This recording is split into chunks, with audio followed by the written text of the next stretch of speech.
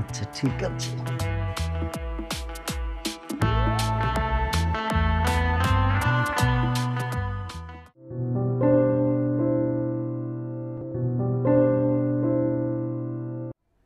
এই কই তুই রে? চালু করে আয়। এই যাইতেছি। হ্যাঁ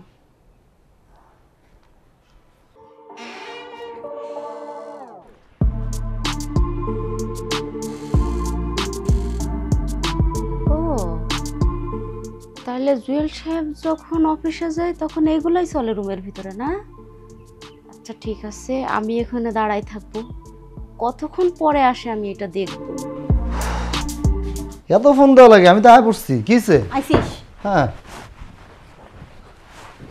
তোরে যে আমি বলি তুই চালু করে আয়, তুই কি চালু করে আসতে পারিস না? আমার কি আর কোনো কাজ কাম নাই? তাহলে তোর কথা মতো খালি উঠবস করলে হইব? তুই আমার কথা মতোই চলবি, আর কোনো কাজ কাম নাই তোর। আচ্ছা ঠিক আছে, যা, আমি তোর কথা মতোই চলবো। তাহলে খুশি? হাসিটা দেখে, হাসি দিয়ে এই তো কলিজাটার সিরা নিয়ে যাস। যা। ও, তোর জামাইবো কোন সময়?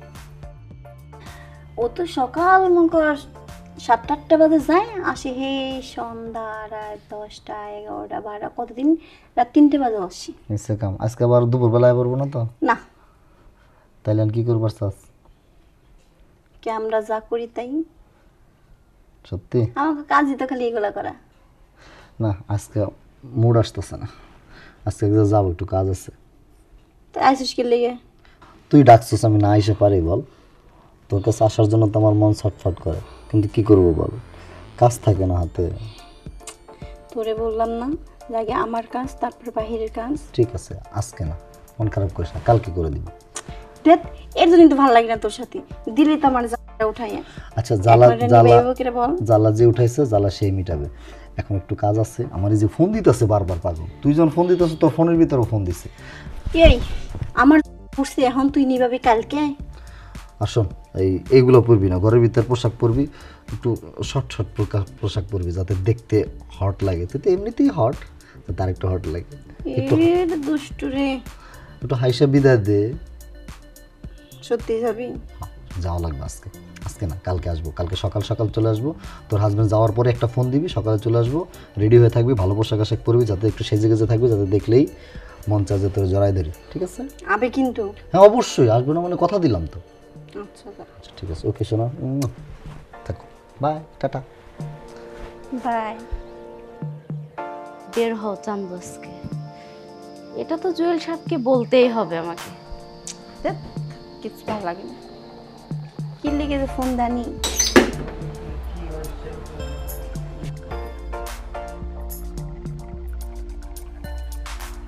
এই চক্কর চলতেছে বাসার ভিতরে। ঠিক আছে, জুয়েল সাহেব আসুক, বিষয়টা তাকেই জানাবো। কেমন আছো তুমি? এই তো ভালো, তুমি কেমন আছো? আমিও ভালো আছি। তোমার শরীরটা কেমন আছে এখন? এই তো আছে ভালো। তুমি এত শুকিয়ে গেছো, খাওয়া দাওয়া করো না ঠিক মতো।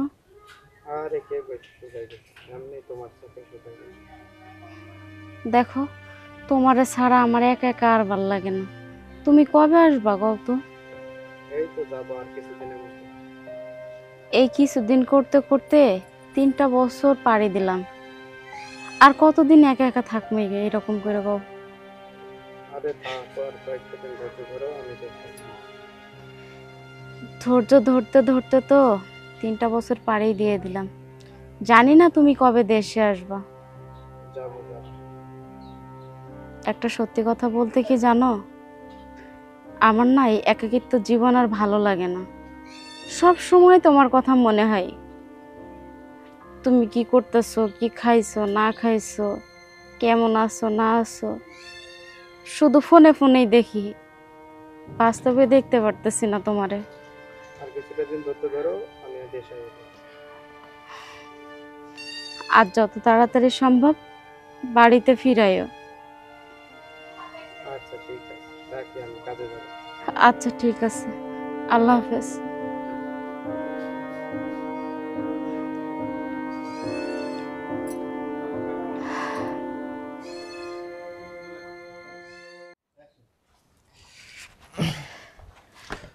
জুয়েল ভাই, আরে কি অবস্থা, কেমন আছেন? আমি তো ভালোই আছি, কিন্তু আপনার একটা কথা বলবো বলবো ভাবি, কিন্তু বলতে পারি না, সময় সুযোগ পাই না। কি এমন কথা যে সময় সুযোগ করে বলতে পারেন না? আসলে কথাগুলো যে কিভাবে বলবো এটাই বুঝতে পারতেছি না। আপনি যে কোন মাইন্ডে কথাগুলো নেবেন সেটাই তো। আরে না, বলুন না। আসলে আপনার যে ওয়াইফ, ওর আসে বিষয়গুলো আমার কাছে না ভালো লাগে না। আপনি যখন অফিসে চলে যান না, তখন প্রায় প্রায় দেখি বাইরে থেকে একটা করে ছেলে নিয়ে আসে তার রুমে। মানে আপনি এসব কি বলতে চাচ্ছেন? দেখুন, আমি আপনার প্রতিবেশী, জিনিসগুলো আমার কাছে দেখতে খারাপ লাগে, এজন্য না বললেই নাই, তার কারণে আপনাকে বললাম কথাগুলো। দেখুন, আমার ওয়াইফ কেমন আমি সেটা ভালো করে জানি, আর আমার ফ্যামিলির মধ্যে কোনো ঝামেলা বাঁধানোর চেষ্টা করবেন না। আর আপনার হাজব্যান্ড বিদেশে থেকে, যার জন্য আপনি আমাকে বশ করার জন্য এইসব কথা বলছেন, রাইট? দেখুন জুয়েল সাহেব, আমি আপনাকে বশ কেন করতে যাব? আমার হাজব্যান্ড আছে প্রবাসে, ঠিক আছে, কিন্তু আমার পুরুষদের প্রতি এতটা লোভ নেই যে আমি আপনার বোন নামে বানাইবেন আপনার সাথে কথা বলবো। এখন বুঝতেছেন না, কিন্তু সময় হলে ঠিকই বুঝবেন। যখন হাতের বাইরে সব কিছু চলে যাবে, তখন ঠিকই এই প্রতিবেশীর কথাটা মনে হবে যে আপনার প্রতিবেশী কি বলছিল। আচ্ছা ঠিক আছে, আপনি আপনার কাজ করুন, আমি আমার কাজ করি। কেমন মানুষ, নিজের ভালোর জন্য বললাম সেটাও বুঝলো না। আমার কি, আমার বলার দরকার প্রতিবেশী হিসেবে, আমি বললাম, বাকিটা ওনার ইচ্ছে। যাই, আমি হাঁস মুরগিগুলো ছেড়ে দিয়ে আসি।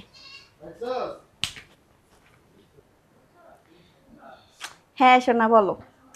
আরে না, আরে আমার স্বামীর কথা কইতেছো? ওই তো অফিসে গেছি, ওই এখন আসবো না, তুমি বলো। দিছি তো, আরেকটা লাগবো?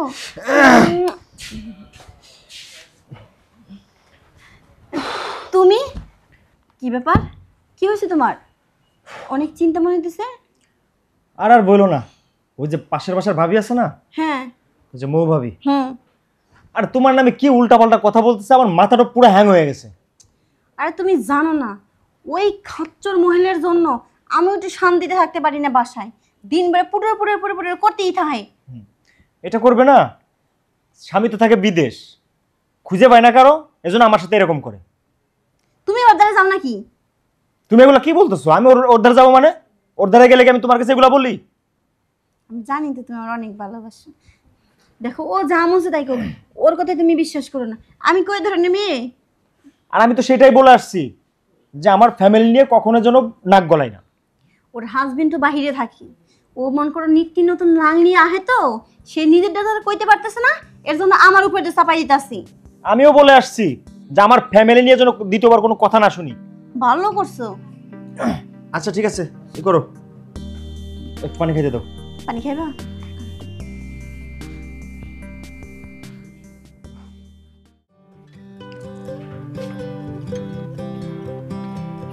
কি অবস্থা, কেমন আছো? ভালো। আপনি কেমন আছেন? আমি তো ভালোই আছি। আরে তোমার কথাই মনে মনে ভাবছিলাম যে কখন তোমার সাথে একটু দেখা হবে। তো তোমার মন খারাপ কেন ভাবি? আরে মন খারাপ কেন, এই যে আমাদের পাশের ফ্ল্যাটে জুয়েল সাহেব আছে না, ওনার বোর চলাফেরা আমার একটু ভালো লাগে না। উনি যখনই অফিস চলে যায়, আর ওনার ওই যে একটা বউ আছে, বাইরে থেকে পরপুরুষ নিয়ে এসে নিজের রুমে ঢুকায়, এই কথাটা বলছে দেখে জুয়েল সাহেব তো আমার পরে রেগে গেছে, এই জন্য একটু মন খারাপ। আচ্ছা ঠিক আছে, এখানে বসে আর কথা বলছি না, চলো রুমে যাই। এখনকার যুগের মানুষের ভালো করতে নাই, ভালো করলে উল্টা দোষ হয়। ঠিকই বলছো তুমি, আসলে ওর কথাটা না বলাই উচিত ছিল আমার। কি বলবো, চোখের সামনে সহ্য করতে পারি নাই, কথাটা বইলা ফেলছি। এখন দোষ আরোপ আমার ঘাড়ের উপর পড়তেছে। আমার জামাই নাকি বিদেশ থেকে, আমি নাকি ওনাকে বশ করতেছে, এটা কোনো কথা? হয়তো এখনকার যুগের মানুষের ভালো করতে নাই, ভালো করলে দোষ উল্টা। আচ্ছা চলো ভাবি, আমরা আমাদের রুমে যাই কথা বলি। আচ্ছা আচ্ছা বলো, তোমার কেমন লাগতেছে? অসাধারণ, লাল গেঞ্জি পরছো তুমি, এমনিতে সুন্দর, লালে লাল হয়ে গেছে। ওরে সোনারে, কিন্তু তোমার গেঞ্জিটা কিন্তু ভালো লাগতেছে না। কি বলো? তুমি যদি একটা আমার মতো লাল করে আসতে, অনেক সুন্দর। আমি যদি বুঝতাম তুমি লাল গেঞ্জি পরে আছো, তাহলে তো আমিও লাল পরে আসতাম, দুজনে লালে লাল হয়ে যেতাম। তুমি লাল গেঞ্জি পরো নয় তাতে কি হয়েছে, আমি তোমাকে লালে লাল করে দেব। তাই এই তোমার হাজবেন্ড আবার চলে আসবে না তো? আরে না, তুমি তো জানো না যে ও সকালে যায় রাত্রে আসে, আর এই ভরা দুপুর সময় আইবো। তা ঠিক আছে, তবু তো কপাল খারাপ হলে তো বলা যায় না, যে কোনো সময় চলে আসতে পারে। আর তুমি কোনো চিন্তা করো না, আমি তো আছি, আমি থাকি, তোমার কোনো চিন্তা করে লাভ আছে? আর তুমি তো মনে করো আছোই, তুমি আছো বলেই তো আমি আছি। তুমি যদি না থাকতে তাহলে তো আমি থাকতাম না। আমি তো এটা খুব ভালো করেই জানি। তুমি নিজেও কল্পনাও করতে পারবে না আমি তোমাকে কতটা ভালোবাসি। জানি তো তুমি আমার কতটা ভালোবাসো, আমি কি তোমার কম ভালোবাসি? আমি তো চাই তোমাকে সারা জীবনের জন্য আমার কাছে নিয়ে নিতে, তো তুমি তো চাও না। আচ্ছা একটা কথা বলো তো, বলো। আহ, আমার কাছে যা আছে তোমার হাজবেন্ডের কাছে তো তাই আছে, অথচ তুমি তারপরও আমাকে কাছে ডাকো বারবার, কেন? শোনো, আমি তোমারে ভালোবাসি, আমার হাজব্যান্ডে কি আমি ভালোবাসি? ওর সাথে কিছু করলে আমার কোনো ফিলিংস জাগে না, কিন্তু তোমার যে মন থেকে ভালোবাসি, তোমার সাথে কিছু করার আগে আমার ফিলিংস ছুটে যায়। আচ্ছা এই কথা, তাহলে ওকে বিয়ে করতে গেলে কেন? আমাকেই তো বিয়ে করতে পারতে, বিয়ে কি আমি ওকে করছি? বাপ মাই জোর করে দিছে। তাই না? আচ্ছা বাপ মা দিচ্ছে সেটা বাপ মার কাছে, আবার আমরা করব আমাদের মতো করে, হ্যাঁ। তাই না? এই চলো না খাটে যাই। আর ধ্যাত, আমার এখন ভালো লাগতেছে না, আমার না শরীরটা ম্যাচ ম্যাচ করতেছি। কিসের খাটে যাও, খাটে দিলেই লেট হবে। তুমি এখানে শুরু করো। এখানেই করবো? হ্যাঁ। আচ্ছা ঠিক আছে।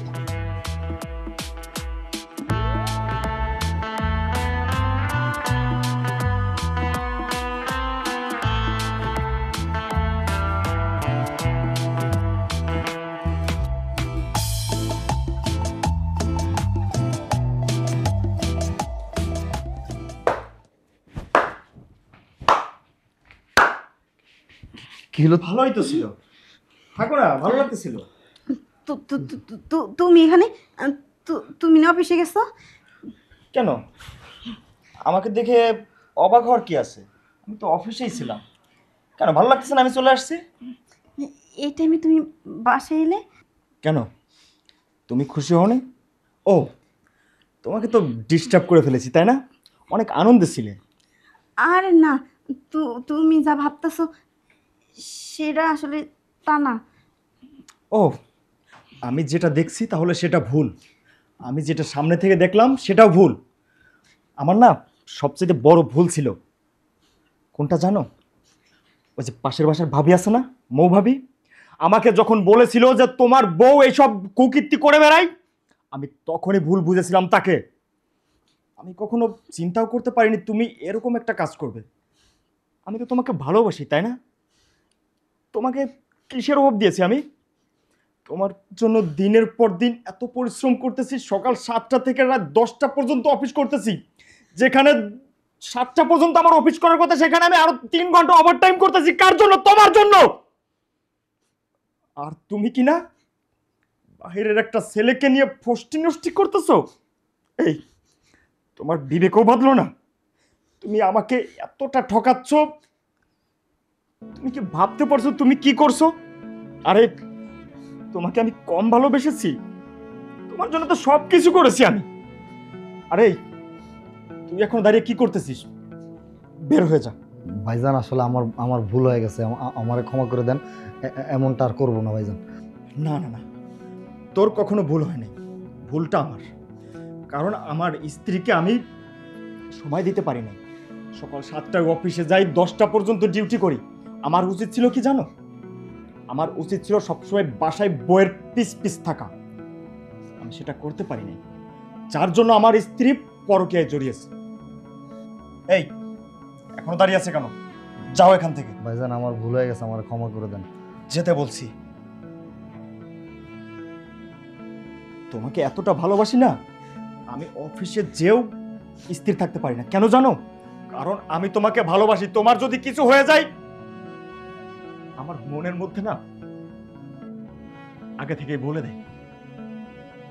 পাশের বাসার ভাবি যখন আমাকে বলছিল, আমি বিশ্বাস করতে পারিনি, আর ওই কথাগুলো আমার কানের মধ্যে বাজতেছিল, যার কারণে আমি চলে আসছি। আর এসে যেটা দেখতে পেলাম না, এটা দেখার প্রস্তুত ছিলাম না আমি। দেখো, আমার অনেক বড় ভুল হয়ে গেছে, তুমি আমার মাফ করে দাও। আমি আর কখনো কোনো কিচ্ছু করব না। মাপ? তোমাকে মাফ করব? তুমি যে কাজটা করেছো না, এটা আসলে ক্ষমার অযোগ্য। তুমি দেখেছো পাশের বাসার ভাবি, তার হাজবেন্ড 3টা বছর ধরে বিদেশ থাকে, কখনো কি তার খারাপ কিছু দেখেছো? দেখো নাই, কারণ তার মধ্যে সততা আছে, তার মধ্যে ভালোবাসা আছে। স্বামীর প্রতি কিভাবে ভালোবাসতে হয় সে সবকিছু জানে। সে জানে তার স্বামী আরো 2 বছর পরে বিদেশ থেকে আসবে, জানা সত্ত্বেও তার ঘরে পড়ে আছে, কারোর সাথে তো পরকীয়া করতেছে না। সে তো ঠিকই আছে, তুমি কেন থাকতে পারো না? সাধারণ 12টা ঘন্টা হয়তো ডিউটি করি, রাতে তো তোমার কাছে সময় দিই, তাহলে কেন এমন করলা? আমি তো তোমাকে ভালোবাসতাম, তাই না?